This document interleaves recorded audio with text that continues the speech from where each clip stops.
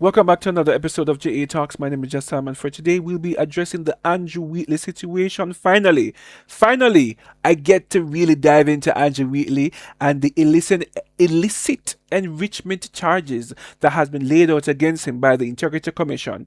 All this and more right after the break. Just some productions.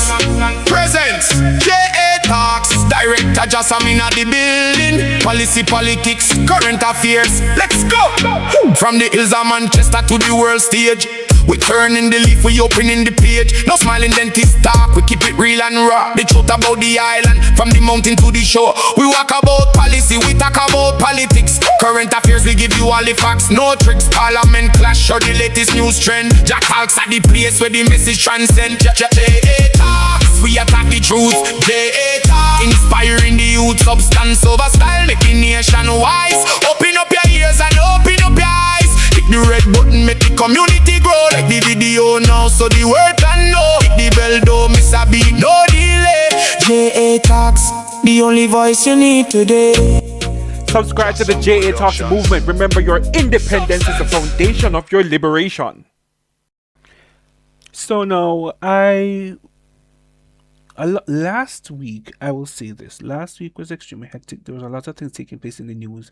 And I needed time to really research this because I wasn't so versed in this in terms of the full. Like, whenever me hear money numbers, me never want to look pan because I say, Lord God, me not good for economics, and that's not my specialty. So I needed some time to really read through the document, read through the charges, and see what would have taken place. Now, essentially, yes, the information was brought forth initially. Well, how I first learned of it, because I was actually going to a workshop, and this is the my phone, I'm scroll, let me see it, and it was like different media outlet was saying that breaking news, he was being charged. And when I came home and I started to do some research, it was the Integrity, as a matter of fact, the Integrity Commission posted on their Twitter account or their X account, same difference. And when you go on their website, the link is there, and it goes to all of what Andrew Wheatley would have been charged for.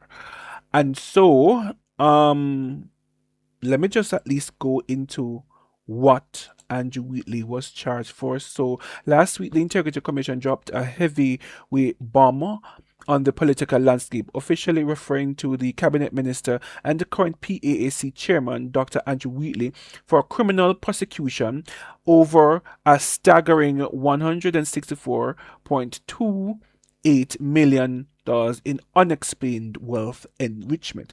As a matter of fact, correction, it's actually not 160. It was actually originally and officially it was actually $182,287,000. And what happened apparently nationwide would have done some calculation, and I had to also get the tallying as well to see what is what and what is not to get everything. So let me see if I can pull it up. So for example, the opening bank account balance was $4.8 million. Loans came up to $78.27 million. Investment is $18.94 million. Insurance is $6.04 million. Salary and allowances is $51.38 million. Interest on account is $542,000. Rental and income properties, that's going to be $8.67 million. Everything amounted to $168.68 million. So now the Integrity Commission indicated that it was 187 207 and 8 187 200 that 187,287,000. That is what the Integrity Commission stated. But then there is your shot $18.6 million. So something off the bat is off, and this is based on what the Integrity Commission posted on their website.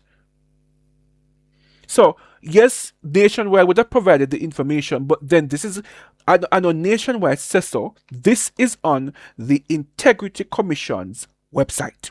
I them says so. And I want that to sink in.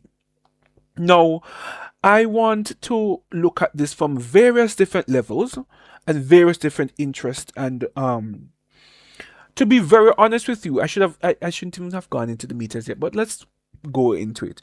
I'm annoyed by this on various levels. One, Jamaica has a tendency of exposing people. Right? We can, the Auditor General is not afraid of delivering the truth. As a matter of fact, the Auditor General is way more credible than the Integrity Commission. I don't know, again, and viewers and subscribers, please correct me if I'm wrong and provide the facts as well. But to the best of my memory, I'm not aware of any report that the Auditor General would provide that would have inaccuracies and irregularities. I'm not aware of that. Right? Cool. So there's one. The Integrity Commission, this is not the first time you are providing inaccuracies and irregularities. This is not the first time you're doing so. You initially indicated that the Prime Minister has 28 bank accounts. You remember that? And it turned out not to be so? Okay. So this is not the first time you're doing something like this. My issue with the Integrity Commission is this, right? When you're going to make a grand claim like this, you need to ensure that the report that you provide is bulletproof, right? This is a very serious thing. You understand?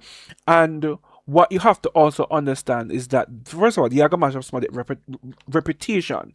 This affects somebody's reputation significantly. So if you're going to make these grand claims, it is extremely important that the grand claims that you're going to be making have the facts and the evidence to back it up. And if it is Integrity Commission that you on your own website is going to post a blunder like this, we are going to look at you and wonder if you are competent. We're going to look at the Integrity Commission and wonder if the Integrity Commission is competent. And on top of it, you will not be taken seriously. So any other grand announcement that you make would not be taken seriously because you're making too many mistakes. This is not the first time you're making the mistake. Now, let me just make it clear, because in no way, shape, or form to my viewers and subscribers that I'm defending Andrew Wheatley. No. Right? Here is my issue and my annoyance as to what I was saying earlier.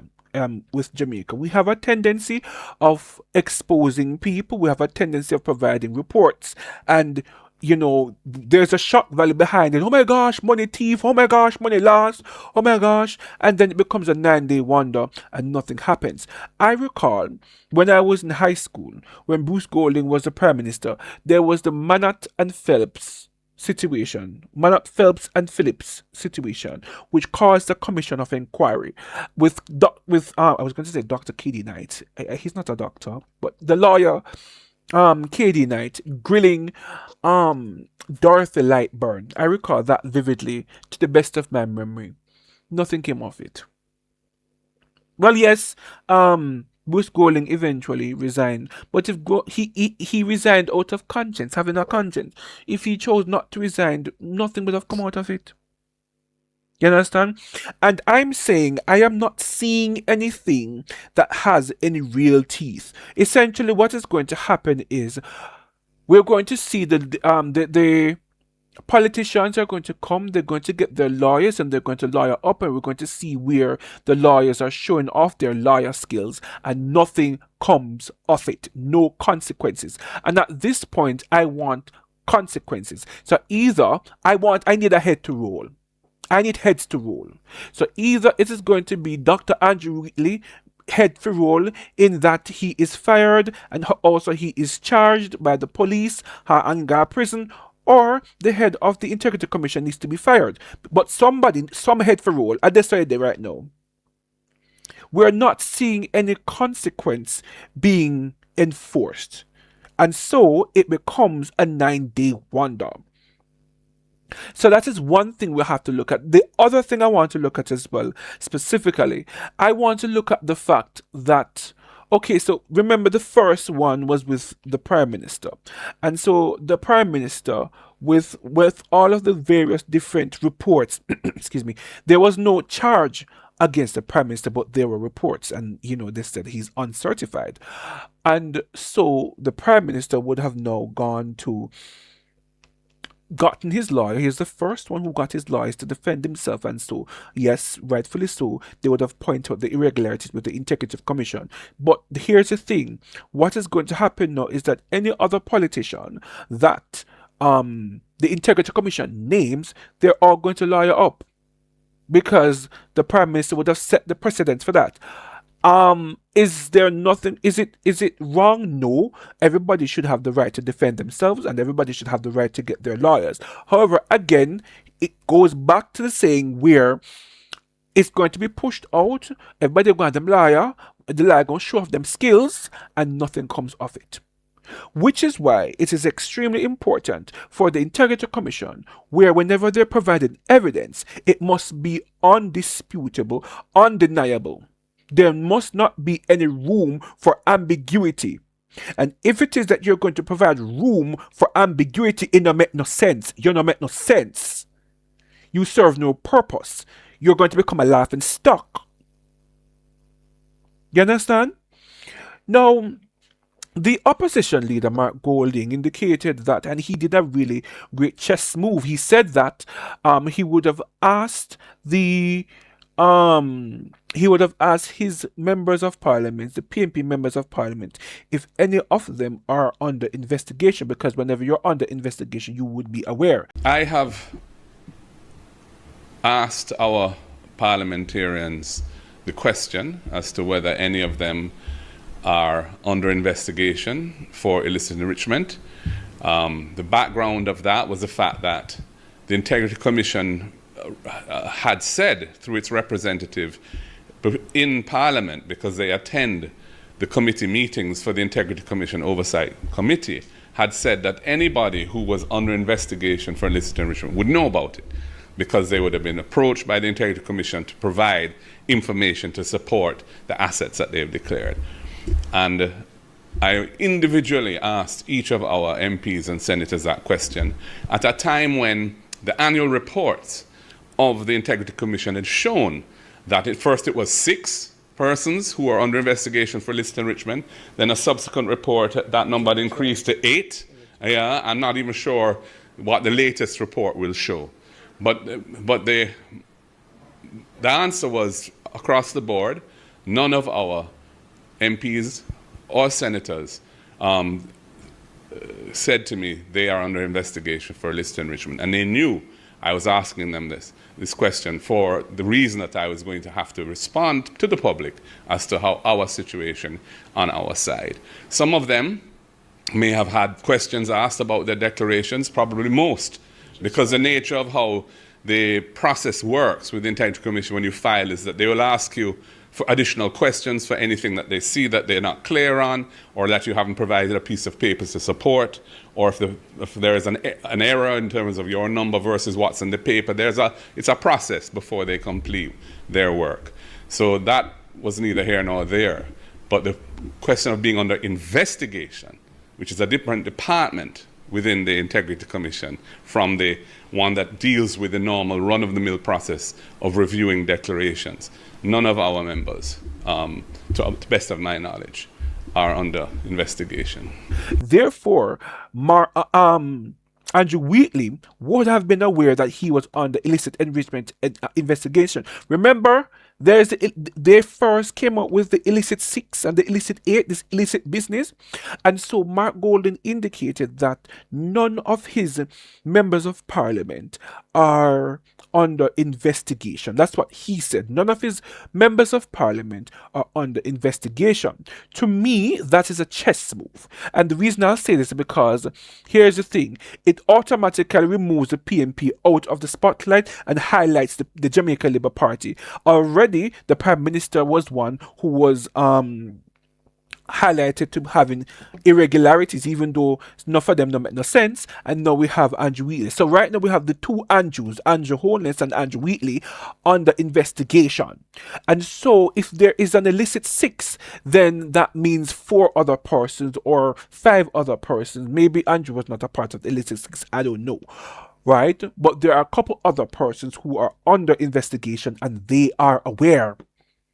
They are aware that they are under investigation. Now, if the Integrity Commission decides that they're going to produce another report, hopefully it makes sense this time. But if they produce another report and it is another Jamaican Labour Party member of Parliament, then at that time it would solidify what Mark Golding would have said initially when he indicated that he asked all of his members of Parliament, and they indicated that they are not actively under any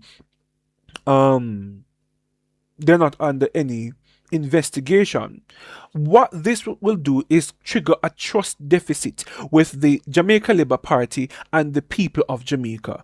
Technically speaking, right now right now, on the grounds, a lot of persons are frustrated with the Jamaican government. Inflation is taking place, high cost of living, and recently Andrew Holness accepted his $28 million salary package, and people are frustrated about that.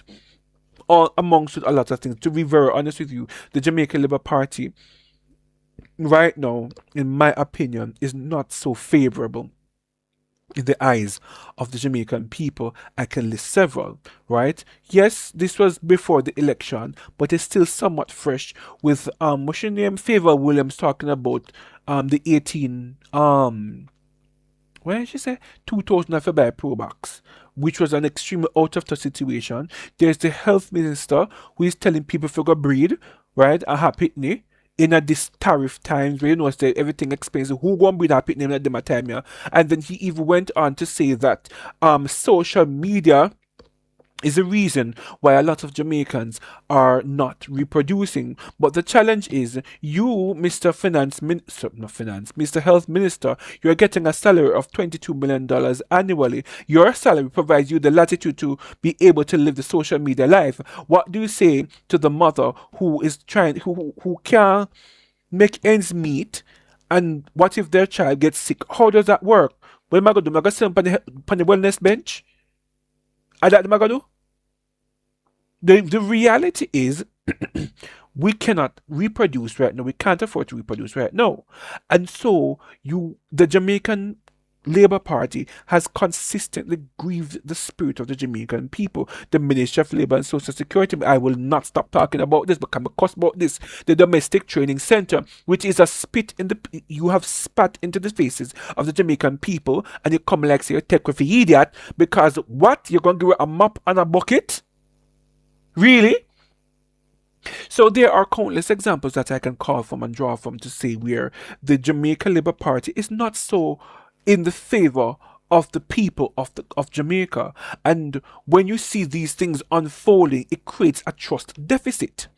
Let's not forget Anthony Anderson promotion, right? Which yes, technically it is technically fair, but it doesn't look fair in the eyes of the Jamaican people based on the fact that originally he was the ambassador to the United States. He already had a high paying job. What was the reason for you to move from there to the CEO of NARA? It looks like the same revolving door where links are running things. Again, let us look at the fact that you have somebody within the NSWMA with 3 CXC subjects getting $9.3 million annually. You are not so popular, Jamaican Labour Party, with the people of Jamaica. They are frustrated. And so when Mark Golding made the revelation that he asked his members of Parliament whether or not they are under any investigation, and they all say no, right? That was a chess move. And if it is that another member of Parliament who is underneath the Jamaican Labour Party comes out in another report by the Integrity Commissioner, then it would solidify what Mark Golding would have said. That's one. And two, it strengthens the trust deficit that is taking place between the Jamaica Labour Party and the people of Jamaica. That's where it is right now. That is exactly where it is right now. So we want to talk about that as well. You understand? But one of the main issues I'm having right now, specifically, I need a head to roll. Right? My frustration right now is that no heads are being rolled. That is the main cause of my frustration currently. Nobody's really going to be held accountable for this because it's going to turn into another 9-day wonder. And so, even though we're going, oh, breaking news, it's not breaking news to the average Jamaican citizen. We are annoyed and exhausted. Call us back when somebody's arrested. It's going to become breaking news when somebody is either arrested or fired. We need an arrest or termination. And frankly speaking, both the Jamaica Labour Party and the Integrity Commission are factually not working to the best speed. For example, right? And I look at this. Wasn't it remember him again? Andrew Wheatley, right?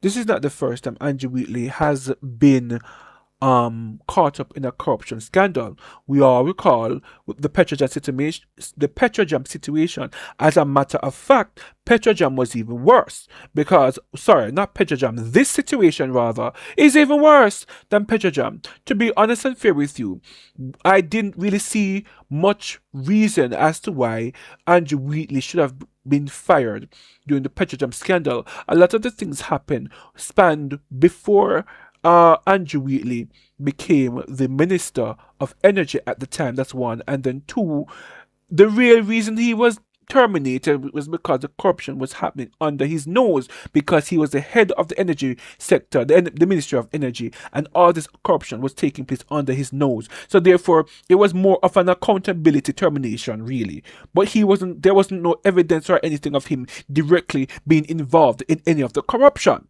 No, this is with the Integrity Commission report. This is directly saying the charges that were laid against him falsifying. Let me pull it back again, cause. All right, so knowingly making false statement in a statutory declaration, and also failing without reasonable cause to provide the information required by the Director of Information and Complaints. Right, falsifying information. Illicit enrichment, these are directly tied to him. So this is actually worse. However, the Prime Minister would not be able, his hands are actually tied. He would not be able to really fire him this time because, if he does, he's going to be seen as a hypocrite based on the fact that he is also under investigation as well. So even though the matter is worse, Andrew Holness, that is, can't really do nothing because Andrew Wheatley, Andrew Holness himself, rather, is under investigation. And if he does that, they're going to say him a hypocrite. So, at current, even though the matter is worse, he can't really do nothing. That's basically the situation that we're currently in right now. Anyways, my final thing, again, I'm going to hold the Integrity Commission to account based on the fact that they're sloppy. You're doing sloppy work, Integrity Commission. This is sloppy. This is an embarrassment. You need to do. And wait, isn't in another news, didn't the Financial Investigation Division, the FID, didn't they release a statement and ask the Integrity Commission, or I believe Andrew Holness's lawyers would have asked the Integrity Commission to release the statement as to what, in terms of the results or what FID said about Andrew Holness's report and the findings that they had. More than $30 million spent hiring a forensic accounting examiner. Extensive research by the IC itself. You draw a blank. You decided that, no, you're going to go further now. You're going to send it to the FID. The FID has come back with this. And you're asked by the attorneys for the target of your investigation. Say to the Jamaican people what is the FID's position, and you refuse to do that, you simply seek cover to hold your head down with the sentence the matter is still under investigation. That's a problem, a big problem. And that is why half of the country has lost confidence and trust in the Integrity Commission. This does not look right nor fair. It is of major concern. And up to now, they have not. So, there has been the narrative in the media, and especially in the Jamaica Labour Party, that the Integrity Commission is on a witch hunt, and they are trying to really sully the reputation of the Jamaica Labour Party, especially Andrew Holness. He has been a target. I'm not going to say no or yes because I don't have undisputable facts to say that. However, based on what I'm seeing here, the Integrity Commission would have named out two prominent Jamaica Labour Party members of party, MPs, the Prime Minister, both Andrews basically, both Andrew Wheatley and Andrew Holness.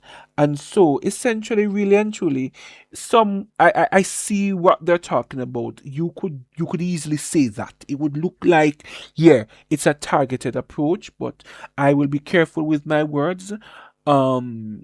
Let us see what will happen in the coming days. But to be honest with you, I feel the final verdict of this is what I've been saying in the beginning, that this is a grand waste of time, a grand waste of public resources, because the Integrity Commission is essentially sloppy with their work, right? And the people are going to lawyer up anybody when you lay charges and claims against them. Them are gonna lawyer up. Them are gonna look for loopholes in the report that you would have provided, right? And if you're going to provide, don't you know this? You're providing sloppy work. So a part of me believes that the regardless of whether or not name again, Andrew Wheatley is fired or arrested or whatever the outcome may be, regardless of the outcome, Integrity Commission, if you ship up, then follow ground and present what's that word? They need to present undenied evidence in their reports so that somebody can get arrested. Because as of right now, you're wasting people in time. And that's why they. Thank you very much for another episode of JAtalks. I want to thank my supporters. My support is growing. The last time I checked, which was this morning, it may be even more, I don't know, but I had 338 subscribers, and I'm extremely grateful for the support. Always remember, please never forget, guys, that your independence is the foundation of your liberation. Walk good, Jamaica.